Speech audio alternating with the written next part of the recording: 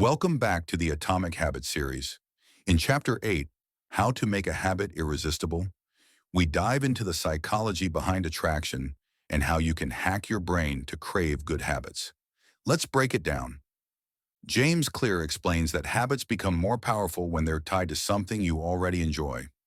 This is based on the dopamine loop. Your brain seeks rewards and cues that signal pleasure. The more attractive an opportunity is, the more likely it is to become habit-forming. Introduces temptation bundling.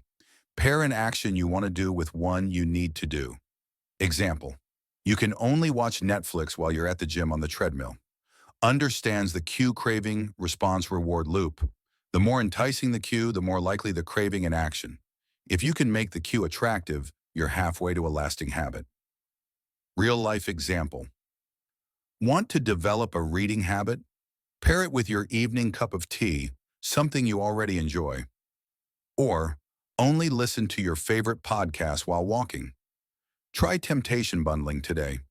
Think, after something I need to do, I'll do something I enjoy. Example, after I finish 20 minutes of studying, I'll play a video game for 15 minutes.